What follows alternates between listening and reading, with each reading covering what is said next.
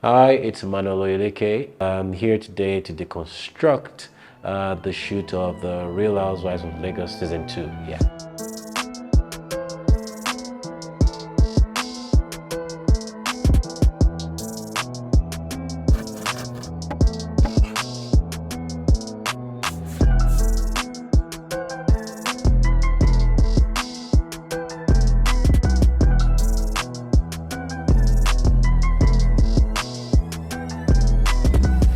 There were lots of things, factors going into selecting the right location for this shoot. It was supposed to be an outdoor slash indoor shoot. There are scenarios on this shoot that we're supposed to shoot on the beach.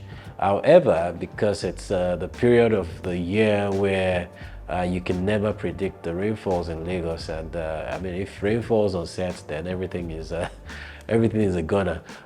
We had to make alternative plans to create a beach set even indoors. So in order to do this, we had to bring sand, we had to like have a backdrop of the ocean and some props to really bring the set alive. The other consideration was, okay, where will the cast be? I mean, if we had shot on the beach, we probably would have gotten a villa or something where they probably would have rooms to change. But because we decided to shoot in the studio that we shot at Next Dot Studios on the island, we had to create some sort of grey room where each cast would have the makeup, have a little bit of a lounger, and just have like a convenient set. So we had to set up that in the adjoining studio.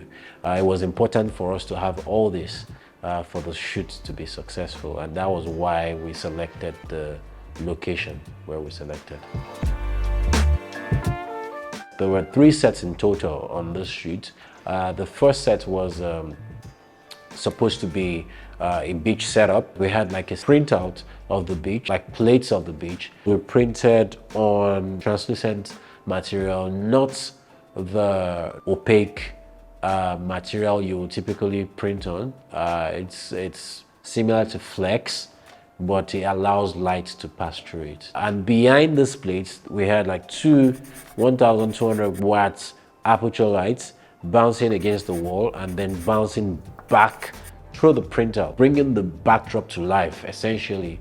Almost directly in front, overhead, using the grids, we had 2 1200 watts light also, with an aperture lantern as the modifier on the 1200 watts lights, and these lights were supposed to act as feel, like the atmospheric feel for the whole scene. And then last but not the least, we have 2 Dino lights set up on the right side of the set, and these lights are just supposed to be the main key lights lighting our subjects. So the backdrop that we printed was taken at sunset. So the Dino light was acting as kind of like the kind of golden sun that you get at sunset from the right side of the set. And that was why it was set to the color temperature. I think it was 4200.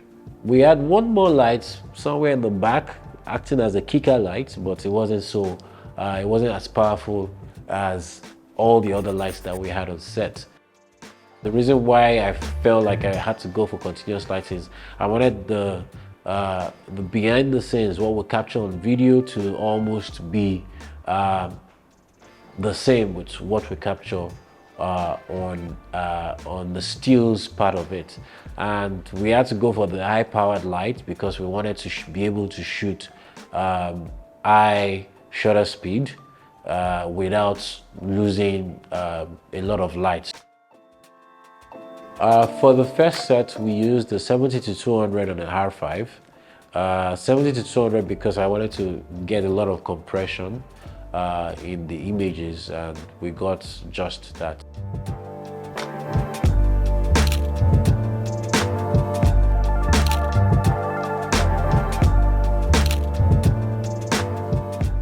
The second set is fairly simple. It's the same concept. We printed a sunset backdrop. It was taken at Oyeleke Beach, and all we wanted to do was take headshots. We didn't shoot wide, we shot very tight. We shot 85mm on Canon R5, and the light setup was pretty simple. There was lights coming directly from behind the backdrop, acting as like the sun at sunset. And then we had one light directly overhead in front of the talent, and then another light acting as a reflector right underneath the talent. So it was fairly simple, very easy. We shot extremely shallow. We used a mixture of continuous light and strobe.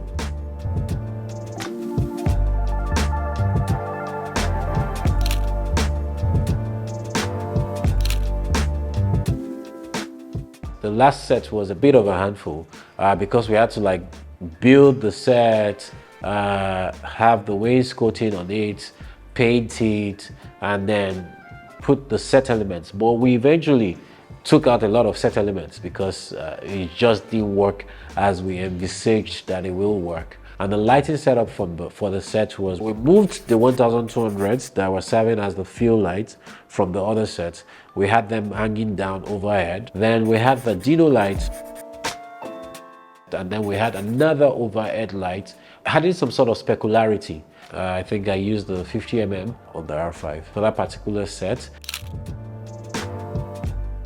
It was important for us to be able to see the images as I was shooting. So we had to tether, but because we're shooting in a very, very wide space, it wasn't going to be convenient to tether with wires dragging all around. So I recently invested in the Cam Ranger, which is an addition to my camera. It was a wireless system, and I can tether to my computer. I can also tether to my iPad at the same time.